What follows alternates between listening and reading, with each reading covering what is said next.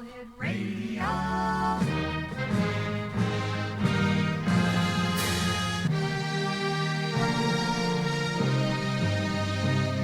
Welcome to the X Zone, a place where fact is fiction and fiction is reality.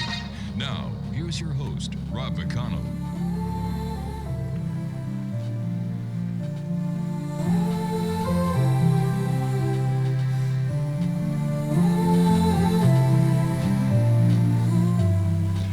Welcome back to the X Zone, everyone. I am Rob McConnell, coming to you from our broadcast center and studios in St. Catharines, Ontario, Canada, on the X Zone Broadcast Network, Talkstar Radio Network, Mutual Broadcast Network, and your hometown radio, Classic 1220 CFAJ AM, throughout the Niagara region, based in St. Catharines, Ontario, Canada. If you'd like to send me an email, xzone@xzoneradiotv.com, and on all social media sites, Xzone Radio TV. Tonight we welcome journalist, author, and cultural explorer Maxim Furek, whose work takes us deep into the strange intersection of rock and roll, addiction, supernatural folklore, and regional legends. From the dark shadows of rock tragedies to the unexplained mysteries of America's coal country, Maxim's voice is one that challenges the norm and explores the fringes.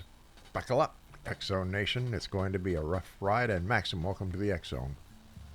Rob, thank you so much. I really appreciate it. And, everybody sort of gets the pronunciation wrong, but it's Maxim Furek. And I'm honored to be on your show, and I've heard so many good things about the X-Zone Radio. So thank you, and looking forward to, speaking with your listeners there in Ontario. All right. Maxim, for those who are unfamiliar with your work, how would you describe your background and mission on a researcher and author side?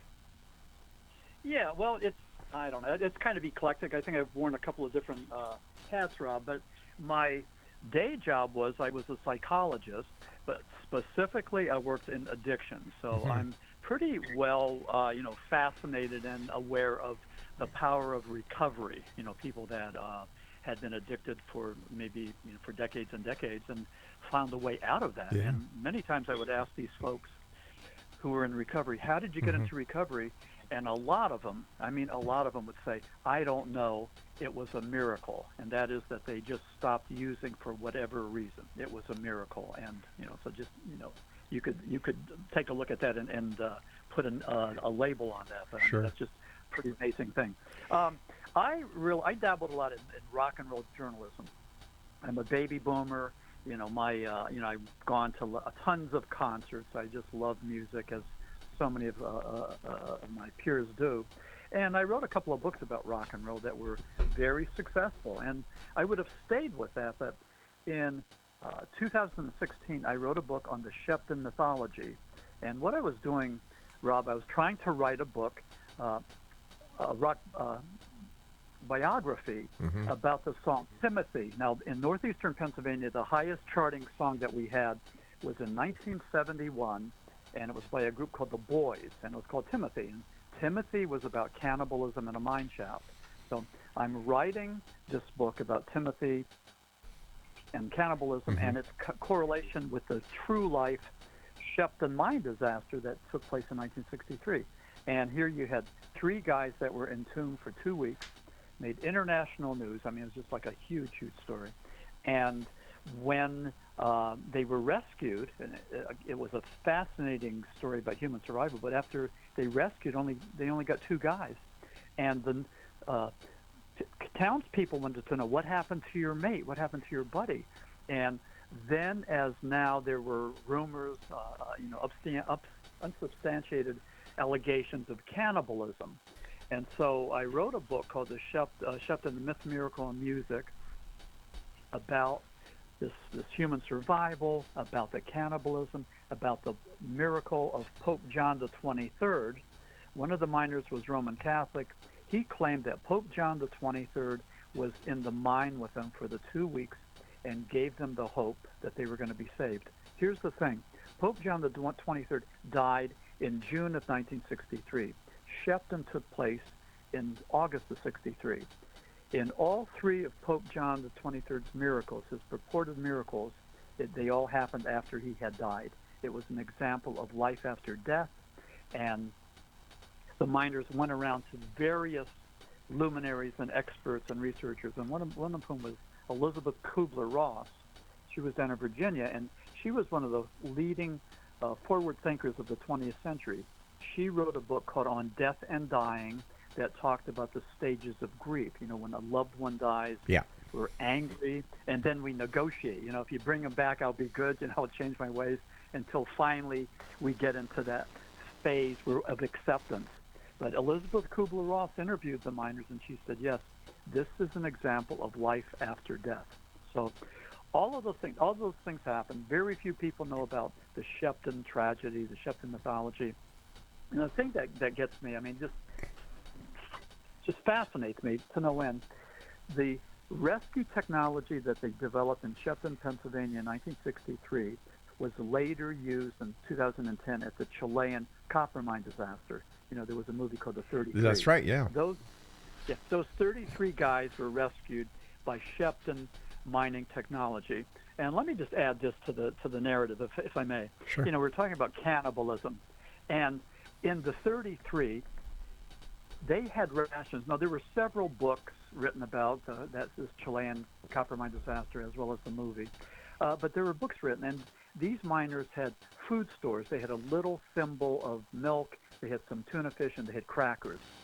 They knew that at a certain point the food was going to kick. There wasn't going to be anything. So they started to think, what's plan B? And some of the leaders of the 33 guys said that maybe we need to resort to cannibalism. So, that's just like a grotesque, ghoulish topic. It is. You're agreeing with me, yeah. Yeah. Part of the black humor, though, was all of these guys were from Chile, except the one guy was from, I believe it was Uruguay. And so the black humor was that in case, the gallows humor, in case they had to cannibalize anybody, the guy from Uruguay was going to get it. So that was written in the books. But the Shepton mythology in 2016, 9 years ago, opened up the doors to me. And I want to say this. I didn't go looking for the paranormal. I was into rock and roll, and I was a successful rock and roll journalist. And all of a sudden, I have this book on Shepton that opened up doors, and I'm getting invited to expos and podcasts and on and on and on. It was just like an amazing something was being channeled through me. And again, I didn't go looking for it. It found me. So that was 9 years ago. So since then, and I know this is pretty long-winded. It's quite all right. It's very interesting. But since then, I wrote a bunch of other books like Coal Region Hoodoo, which is off the charts. And, I'm so fortunate that as an author that I could have something like the Shepton book and also Coal Region Hoodoo that resonates and gets good marks, and and some good things are happening. So that's me. I'm a writer. I love what I'm doing, and I think what I'm trying to do for the paranormal is just to help define what it is, help to look at it through maybe an academic lens and give it some kind of validity, rather than a lot of these people that are out there that just, I don't know. They're almost like knuckle draggers. They don't do much to uplift the genre of the paranormal so that we could get the respect that we need, from the community, from the public, from the scientific, establishment. So if I could do some of that, that's fine. That's my mission, I guess, just to help define it a little bit more. Why do you think the scientific community is dragging its heels when it comes to doing credible research into the paranormal? Yeah.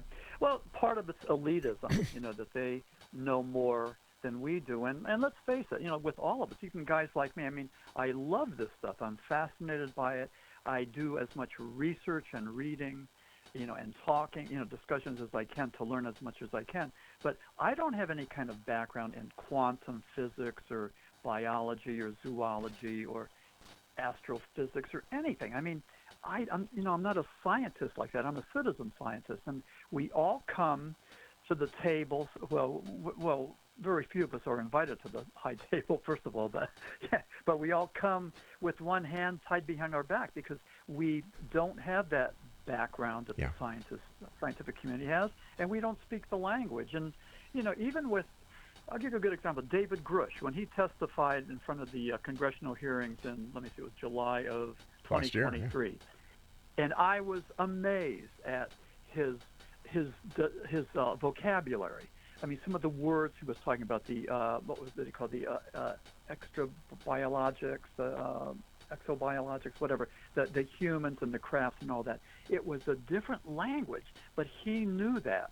And there's a term called mystification, and for some people, they use mystification just to bamboozle us. They use these 5-syllable words just to confuse us and to make us think that they know more than we do. But it's a type of abuse of power. And I don't know. I think that with Grush, I'm really upset because back then in July of 2023, he said this: I know where the bodies are. I know where the craft are, and under the right circumstances, I will share this classified information with the right people at the right time.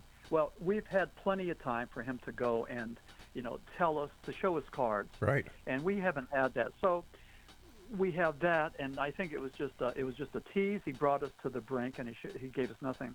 The other thing too is that he talked about the Mussolini's flying saucer. That yes. Mussolini captured a craft, gave it to the Vatican, they gave it to us. So, when all the research I've done is that's just a folklore. There's nothing tangible, and nobody talks about it. I mean, if there was any truth to that, I mean, that would be on every newspaper, and on page 1 on every newspaper. So, so Grush, I mean, I like what he did, or I did at the time, but the same thing happened with what's his name, Luis Elizondo, November of 2024. The same song and dance. I know where they are. The government knows where they are. Well, where are they? And so I have a headache.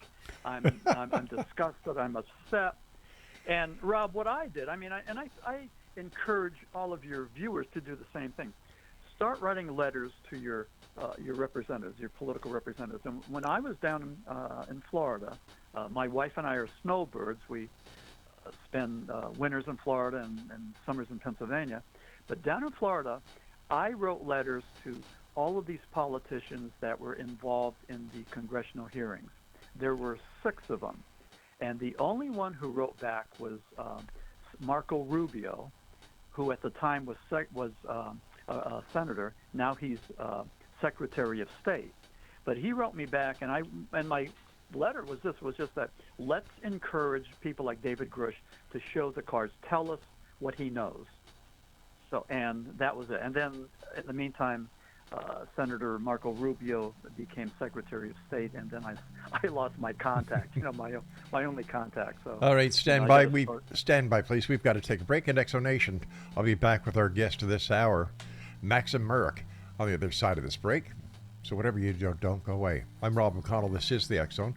You're listening to us on the Talkstar Radio Network, Mutual Broadcast Network, the X Zone Broadcast Network, and on your hometown radio, Classic 1220, CFAJ AM, streaming us at classic1220.ca. Aglow with a haunting melody, the air begins to thrum, an echo of the wonders that from beyond have come. Celestial encounter as the stars align, a tapestry of wonders.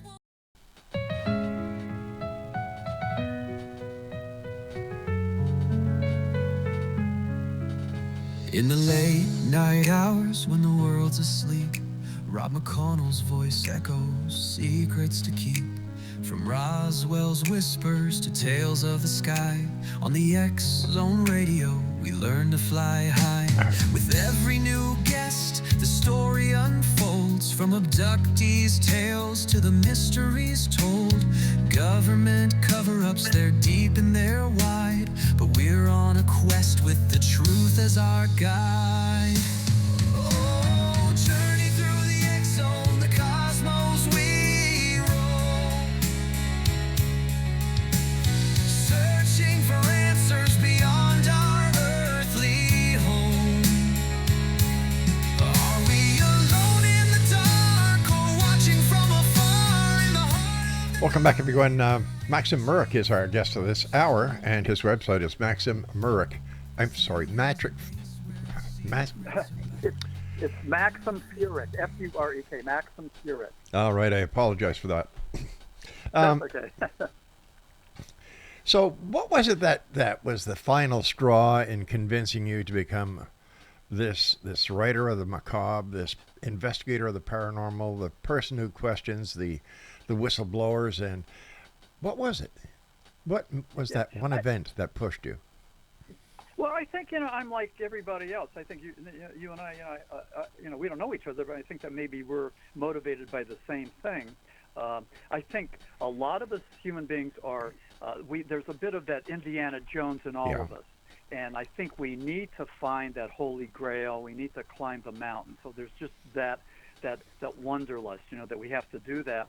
And I think the combination of fear and curiosity is what sort of gets it done. And even though we're afraid of some of these things, the moth to the flame, the rat to the cheese, the spider watching the fly. I mean, all of this. I mean, we're fascinated by that flame, by the darkness, and we have to explore it. And I think that our innate human curiosity, and again, this is my trying to answer your question, Rob, but I think curiosity is the driving force. And I think that maybe with people like doctors and scientists and those and explorers, I think that maybe that curiosity gene, maybe they have just a little bit more of that DNA, that curiosity thing than the rest of us. I mean, it's a driving hunger that they need to go and satisfy. And with me, I'm just fascinated by all aspects of the paranormal, certainly ufology, cryptozoology, and more than anything else, demonology. I just think that it's just fascinating.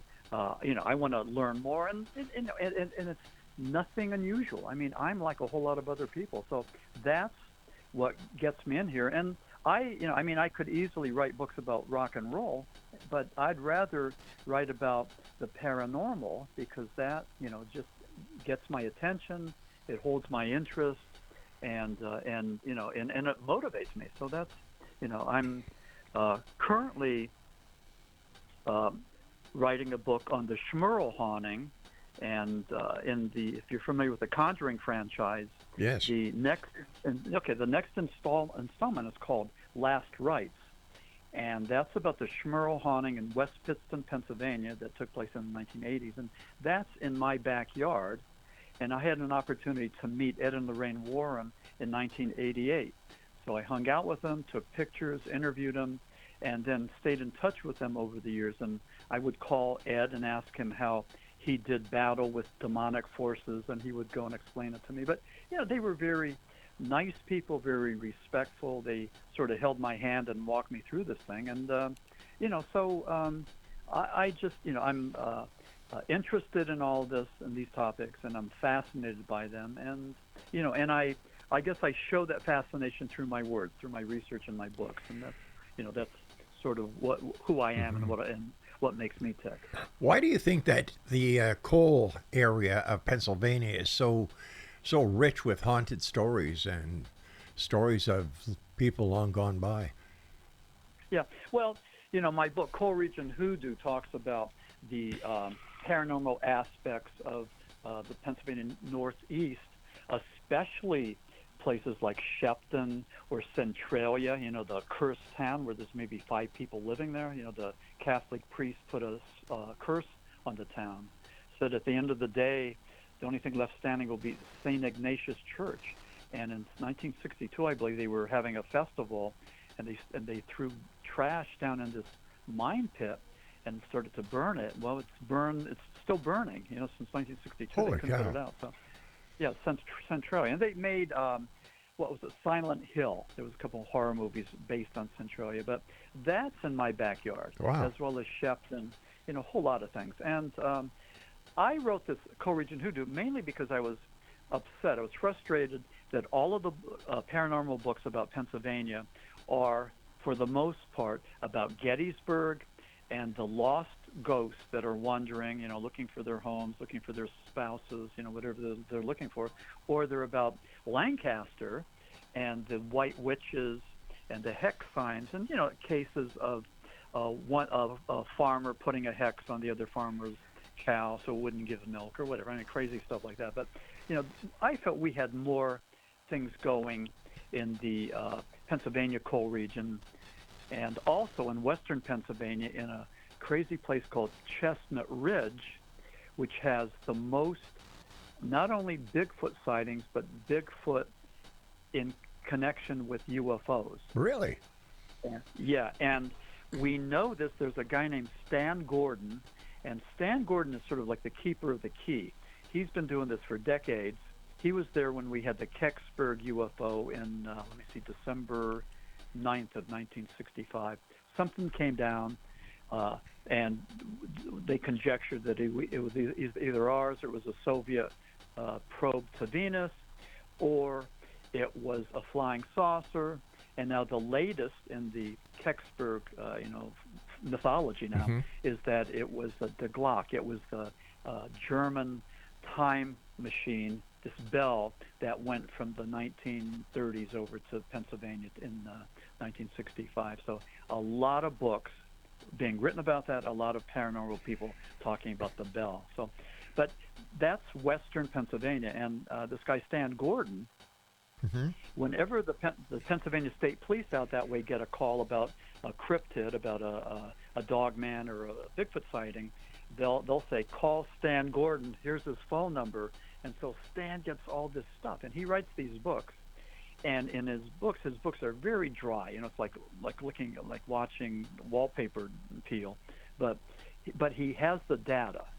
And a typical entry in one of his books would be like, Farmer and Mrs. Brown went out to the barn at 6 o'clock at night to feed the cow, and they saw this cryptid emerging from an orb.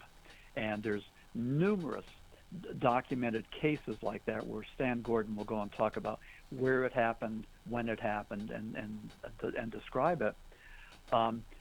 For me, my connection with Stan, I've known him for years, but a couple years ago, my neighbor told me that he saw 2 Bigfoot creatures in our hometown. We live in a tiny little mountain community called McConnell, and Joe, my neighbor, saw who's a level-headed guy. He's a medical supervisor, a medical technician guy, and saw these 2 Bigfoot creatures. One was cinnamon, one was black, one was bigger than the other. And when I interviewed him numerous times, he said that they didn't look scared. They looked curious. They looked at him, and then they walked away like humans. So I called Stan Gordon and gave Stan that report, and then Stan called Joe and made it official. So again, that's just to get it entered into the narrative. But we're fortunate in this part of Pennsylvania that at least we have somebody that's keeping those documents, because frankly, there's not one center, not one resource, not one organization that does this. So what we have in Pennsylvania is pretty outstanding.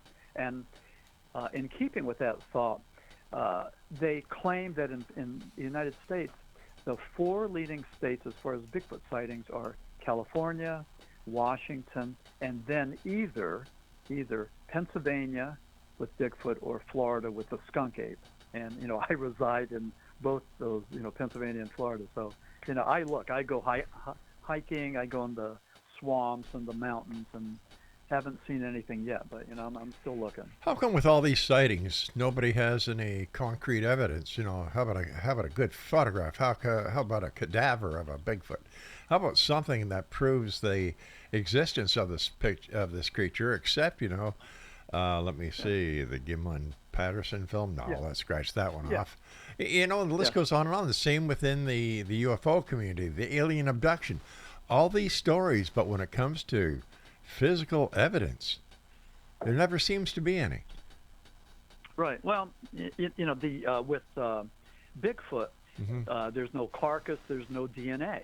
All we have, and I consider this to be the Holy Grail, but all we have is that Patterson Gimlin film from 1967. Same thing with UFOs. nothing that's good. All we have is the, what was it, 2004 Nimitz, United States Navy film of the TikTok Yeah. video that went back and forth and then hovered and then went under the water. And even the Tic Tac is under scrutiny now because of allegations made by the company that built the avionics. That there could have been an error in it's either the what was the race? There was either a problem with the technical aspect of the avionic or the computer attachment giving a false image. Yeah. Didn't look like a false image to me. Yeah, we can't get anything. With Bigfoot, with the carcass, they talk about the carcasses, but down in Florida, I remember a while back, there was a dead, a wild pig that was on the side of the road, got hit by a car, and it was there for about 2 weeks, and it took 2 weeks for the turkey buzzards and the parasites and everything to break it down, and the elements. 2 weeks before it came down. So I would assume that, a creature in the deep woods without cars going back and forth would probably have more predators, breaking it down. But sure. Didn't that pig still have its bones? I forget. I just drove by it. I mean, it seems to me that everything was sort of pulverized. There were.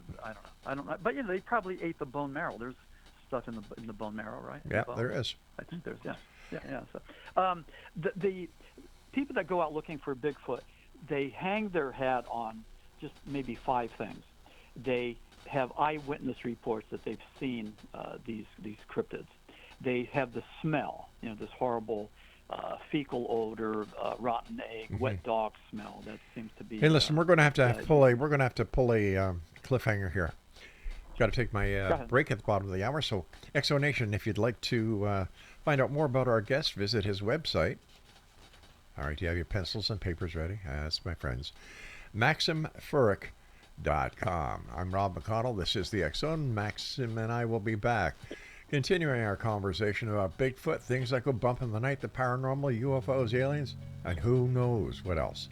Don't go away. In the late night hours when the world's asleep, Rob McConnell's voice echoes secrets to keep. From Roswell's whispers to tales of the sky, on the X-Zone radio, we learn to fly high. With every new guest, the story unfolds, from abductees' tales to the mysteries told. Government cover-ups, they're deep and they're wide, but we're on a quest with the truth as our guide. Oh, journey through the X-Zone, the cosmos we...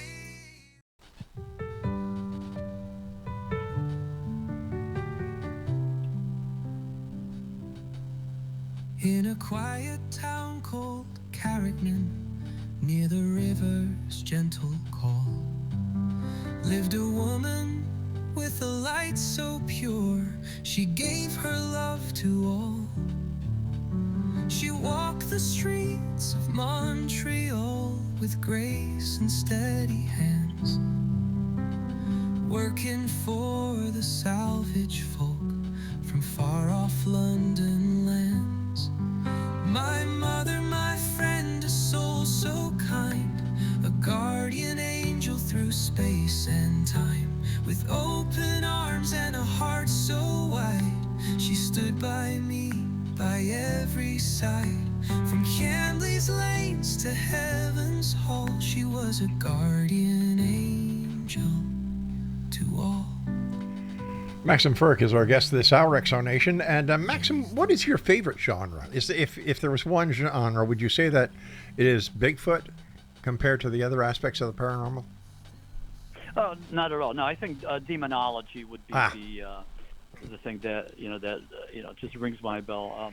I've done a couple of presentations on what I call Catholic mysticism, and I talk about exorcism, the rite of exorcism, miracles, guardian angels, like your song, your lead-in song, and Saint Teresa of Avila, the 17th century Spanish mystic that claimed that through prayer and meditation we could reach states of rapture and ecstasy and what Saint Teresa called flight of the soul, an actual out-of-body experience.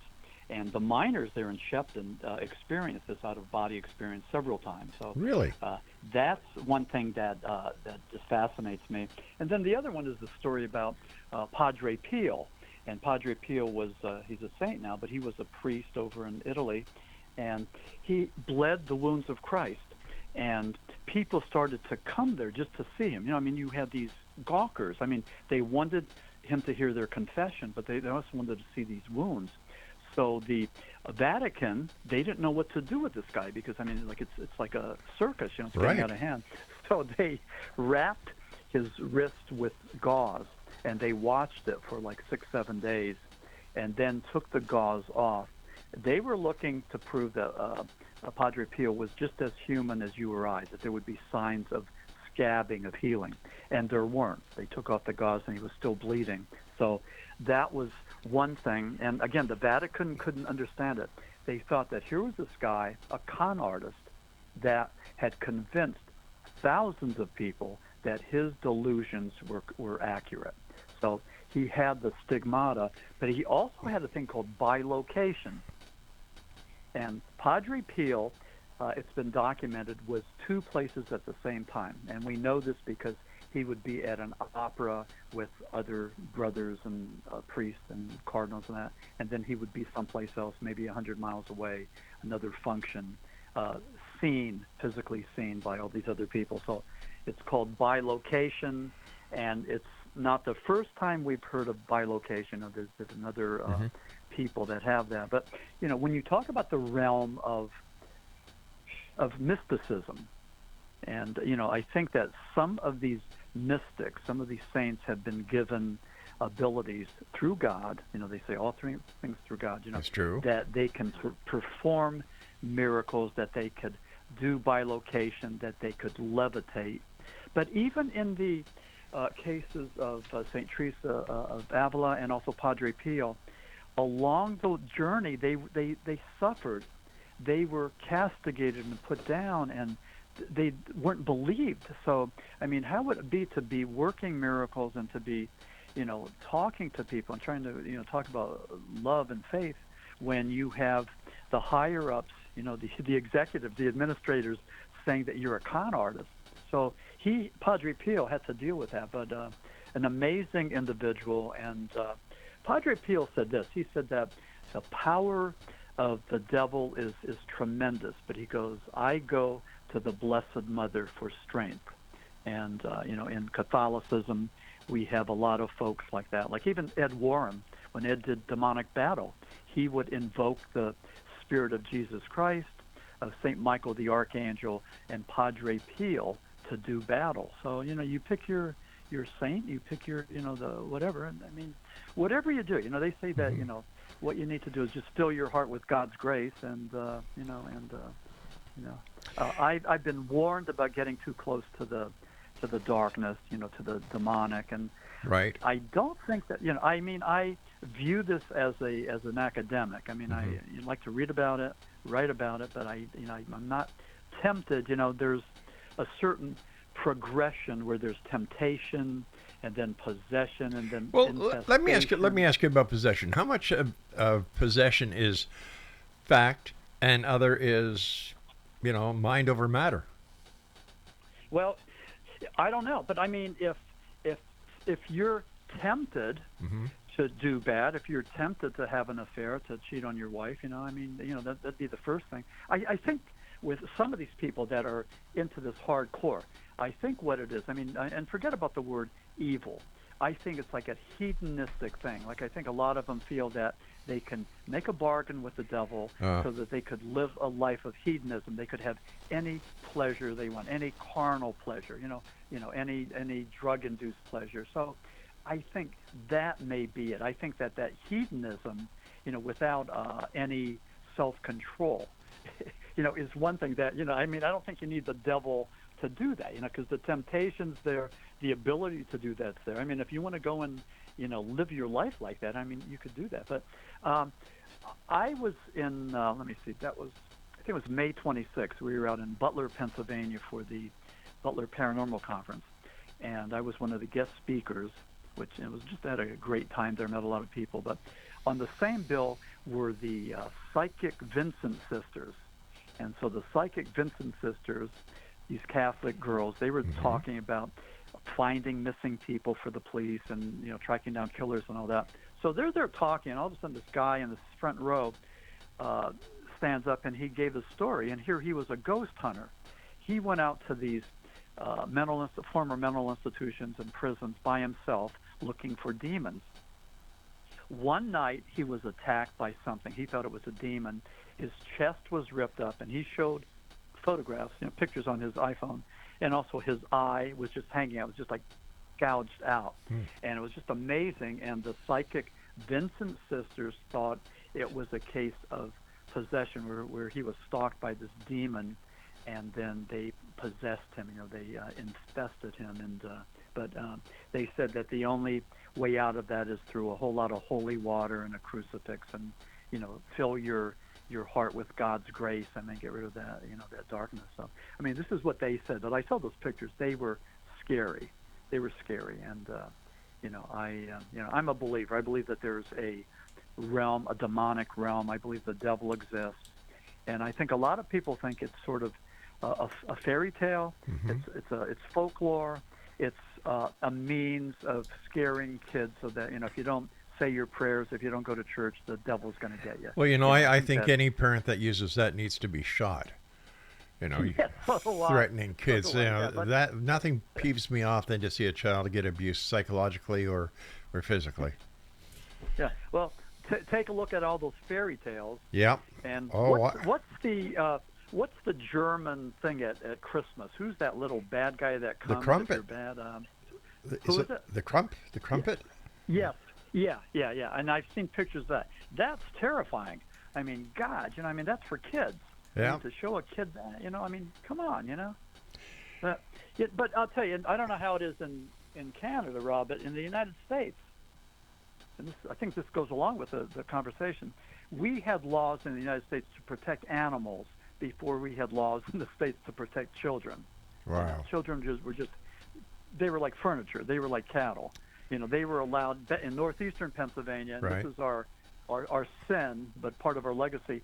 They sent these little breaker boys down into the mines to work. I mean, these little kids that were 7, 8, 9, 10 years old. I mean, what a horrific crime. And, when we did that back here. So, that's just a disgusting part of our history that a lot of us don't talk a lot about. Well, it was your secretary of the guy who's responsible for immigration.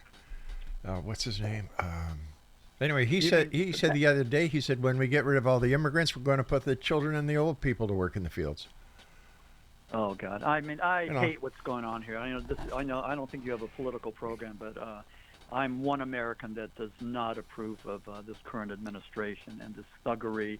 And we don't want Canada to be our 51st state, and it's never going to be. We love Canadians. We respect Canadians. And just I hope your listeners hear that and know that. Oh, of course. Okay. I hope so. I don't know. Of course. I rarely have a chance to have this conversation, but I'll tell you what, it's a juggernaut. We didn't see it happening, and democracy is fragile. It didn't take much for Trump to put together a coalition and just steamroll us. I mean, man, well, he had 4 years to do it. Yep. Yeah. Well, he got his ducks in order. So. But I think there's anyway, a few surprises he wasn't expecting, including Elon Musk and how that relationship is working out. Yeah, well, we'll wait to see. Elon's watching his P's and Q's, Yeah. So, but they're it's. I don't know what it's like to be at the top. I mean, these are billionaires. They're privileged. So I don't speak that language, and I don't wear those clothes, and I don't know that. That's another side of town. And to think they're just like us. The moment they're conceived is the moment they start to die. Yeah, exactly. Yeah, well, that's all of us. Yeah, but anyway, getting away from politics. But I have a book coming out, published by Hanger One. It's called Paranormal Apocalypse. Okay. Is this how it ends? And maybe in April or in August when it comes out, maybe we could do a revisit if you're interested. Sure, we'd love to. Would love but to. Paranormal Apocalypse, is this how it ends, talks about fear. And H.P. Lovecraft said that fear is the most elemental, the most basic emotion that man has. Yeah. And fear of the unknown is the most powerful. And I talk about keeping people afraid, religious groups keeping us afraid, political groups, society. We have a whole bunch of people that are just walking in line like lemmings, following, the herd over the cliff. So there's a lot of people that don't use critical thinking, rational thinking, common sense. They just follow the crowd, and we're in a bit of a mess. So I don't know. I mean, if you want a totalitarian state like George Orwell talked about. All right, hold on here. Hold on. I've got to take my final break. Let's come back with that. Okay.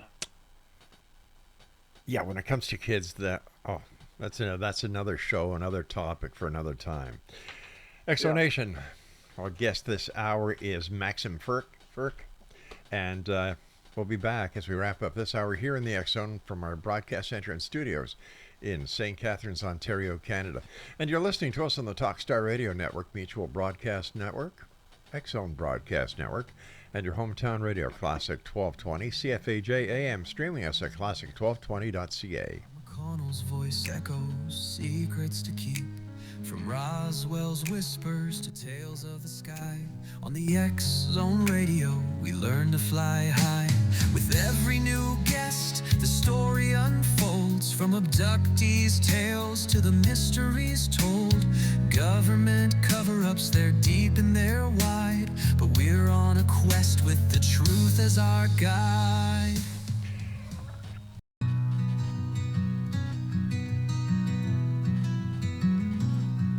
The sun broke through like a whispering sigh. Painted gold on the tears in your eye. The clock ticked. Welcome back, everyone. Maxim Furek is our guest this hour. And Maxim, before we went to the break a couple of segments ago, we were talking about the Patterson-Gimlin film of '67. What is your take on it? Yeah, I think it's authentic. Of all the things we have out there, the photographs and the videos, and we don't have a whole lot of authentic videos, even in this day and age of AI. But from the Patterson-Gimlin film from '67, to me, is something that's valid. It's only 58 seconds, and Patterson and Gimlin were going. They were riding their horses. They had 3 horses up in Northern California. They were going to make a documentary to make money to do an expedition to find Bigfoot. So they're going around the creek bed, and they see a female Bigfoot that they later called Patty. But Patty looks at Patterson and then takes off. And as she looks at Patterson, his horse rears. He starts falling off the horse. He reaches into the saddlebag for the camera and starts shooting. And behind him, Gimlin's horses are also doing the same thing. And he's, they're rearing and bucking, and he's falling off. But what happened was John Napier was a British paleontologist that was working at the Smithsonian. So in 1972, he was allowed to take a look at the Patterson-Gimlin film, and they viewed it numerous times. He had a number of scientists there with him, including a bunch of scientists from Russia. And Russia was a lot more keen on Sasquatch and the Abominable Snowman and Almas, the Yeti and all that. I mean, they believed in it. They put money behind it as far as expeditions. But Napier took a look at it, and he said, no, it's not. It's a fake. And the reason he said it was fake was this. He said that Patty had an upper body like an ape and the bottom like a hominid. It walked like a human. He said that Patterson-Gimlin just cobbled together some basic elements of a man and an ape. And so going on that premise, Napier said it was a fake. So that was 1972. In 1974, a bunch of guys were over there in Ethiopia, and they discovered Lucy. This was Australopithecus. Right. It was like maybe like 3.5, 4 foot tall. They named Australopithecus Lucy after the Beatles, Lucy in the Sky with Diamonds. So that night, these researchers got drunk and they played the Beatles. It was just like, a moment, a red letter date in history. But when John Napier heard about this in 1974. He said, "Wait a second." He goes, "I was wrong." He goes, "Lucy has an upper body like an ape, so it could climb trees and everything, the strength, Yeah. and it has the bottom like a hominid. It walked on 2 feet." So Napier believed that the Patterson-Gimlin film was authentic. It took him a couple years to come around to that, but this was, Rob, you asked earlier, why hasn't the scientific community come around and Exactly. embraced Yeah. some of this? Well, in '74 they did. They came up with information that helped validate, the Patterson-Gimlin film, and they did this with Lucy. So it was kind of neat how this happened. I mean, from '67 to '74. But I think that this is good when this happens, and for a lot of us who think there's nothing new under the sun, keep in mind that I believe it was January of this year, January of 2025, there was this gigantic glacier. It was the size of Chicago that calved. It broke off and started to float. There was a bunch of oceanographers there on a ship about an hour away from it. They happened to be at the right place at the right time. They went over there in their ship, and they sent these underwater robots down there to see what was there. Now, this glacier had been there for either hundreds or thousands of years. I mean, we don't know, but they didn't know what they were going to find there, but they found jellyfish that were larger than anything that we've seen. And they weren't quite sure. I don't know what they came up with now, but they weren't quite sure what was keeping these creatures under there alive. If it was like the plankton going down there. But they weren't quite sure, and they thought that there's a possibility that there was another life source, another undiscovered life source that might have been there. So again, I haven't heard much more about that other than that glacier was being tracked and it's melting and all that. But just pretty interesting stuff. So that was, that just happened in January, and I find that amazing. And I mean, there's still mysteries being, I guess, solved or being presented. And and even the thing that I get excited about are some of the Mars probes that they're finding what they believe are canals. They believe that there was water there on Mars, and they believe that there was civilizations there on Mars. Not 3 weeks ago, but maybe millions and millions of years ago. So they believe that life existed on Mars at one time. So do you think we should? Do you think we should go back to Mars? Do you think we should colonize Mars, a dead planet? Well, I don't know. I mean, I don't know how we would get there and how we would be able to sustain that, and I don't know how we would be able to go and keep people alive there. I mean, that would take a whole lot of planning and resources and all that. So, but if we could do that, yeah, I think so. I think we should go and do that. I think that that's our destiny. We go out and we explore, and we go into those uncharted waters and territories. So, that's what we do, and I think that's the exciting thing. And this is what differentiates us from the animals. I mean, we have more DNA, we have more brain cells, we have more of an ability to think and create and imagine and to do all that stuff. And certainly, like apes can communicate, and apes can use tools, and they could do different things, and they could solve, problems, and they could communicate like a 3-year-old, as Jane Goodall taught us. But still, they're not human beings, and we have the edge. I mean, we just have it all. It's that brain power that gives us more cognition and spirituality, and that's what makes man different. We're more spiritual and more cognitive, although down here in the States, not everybody uses that, uses their DNA or their, to the best advantage. So. One quick question for you, as a journalist and a futurist yourself, where do you think pop culture is headed? Are we embracing mystery more, or are we losing touch with it? No, I think it's a therapeutic thing. In paranormal apocalypse, I have a term called apocalyptic awe, and that's how we look at fear through fascination, and we look at fear through the eyes of fascination, through movies, films, music, and all that. So by doing that, we conquer the monster, the ogre that's in the closet, the monster under the bed. So we could conquer those fears, through this apocalyptic awe by transforming it into something else, something of wonder and curiosity. And again, my premise that, that combination of fear and curiosity is pretty much our chemistry. And it's what we do as kids, but I think it's I think what keeps us young.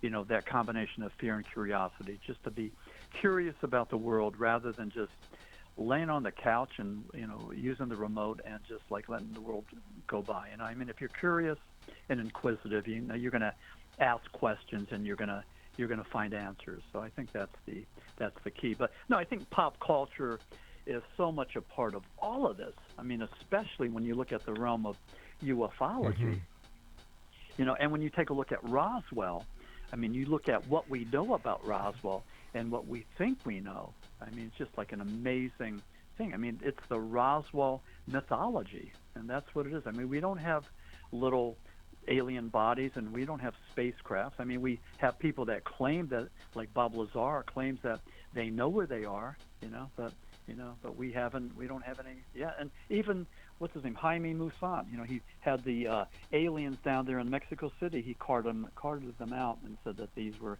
alien creatures from Peru and all that, and that wasn't true. I mean, it's a fascinating journey and it's a fascinating topic, but we have a whole lot of hoaxers out there that are just looking for their 15 minutes of fame, and I hate that. I mean, that's just it disrespects our paranormal genre. What's your take on the new paranormal tourism industry?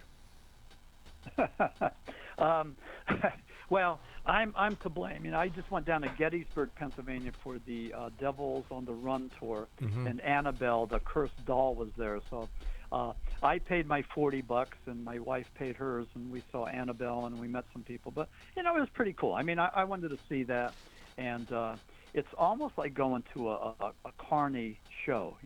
Paying your money to go see the dwarf or the chicken with three heads.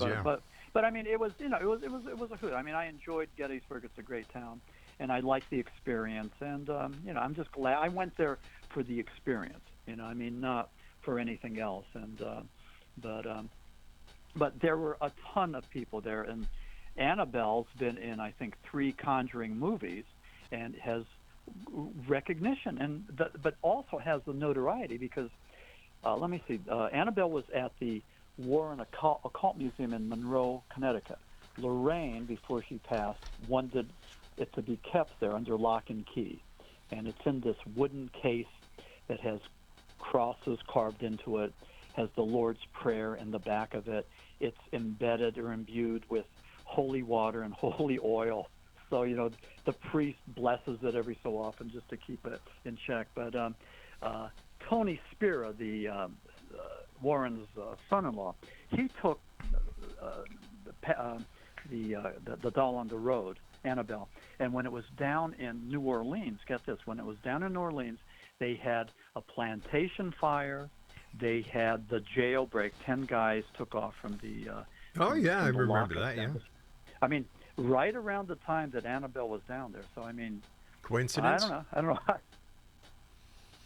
I don't know what that means, but I mean...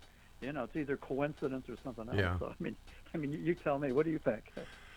I don't know. I'm a guy who likes to see the evidence before I make a conclusion. Maxim, I want to thank you ever so much for joining us tonight. It's been a great pleasure. Let our listeners know how they can find out more about you and where they can get your books. Yeah, for sure. Yeah, listen, if you're interested in any books by Maxim W. Furek, paranormal author, you could check out my website, which is www.maximfurek.com. And I'd be glad to go and get you autographed copy of any of my books. Or if it'd be easier for you to go to Amazon and give Jeff Bezos, the billionaire, some of your money, then you could do that too, and go to Amazon. But check out some of the books: Co-Region Hoodoo, The Lost Tribes of Bigfoot, Shepton, Flying Saucer Esoteric. I got a bunch of them. But again, Maxim W. Furek, and that's Furek. All right, Thanks, Maxim. Rob. This Take was care, my great. friend. Hey, we'll speak to you in August when the new book comes out. That sounds good. Yeah, thank you so much for the invite. I appreciate it. You take Hope care, this my went friend. well. Bye-bye now. All right, X Zone we'll see. Nation. Okay. I'll be back on the other side of the news as Hour 2 starts here in the X Zone, right here from our broadcast center and studios in St. Catharines, Ontario, Canada.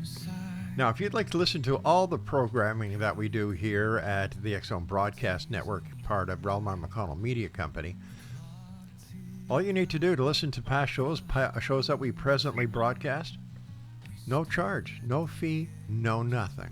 Just go, sit, relax. Excellent programming. www.xzbn.net.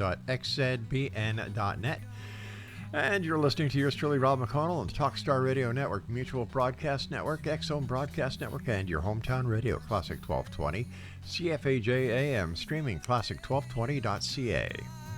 My friend,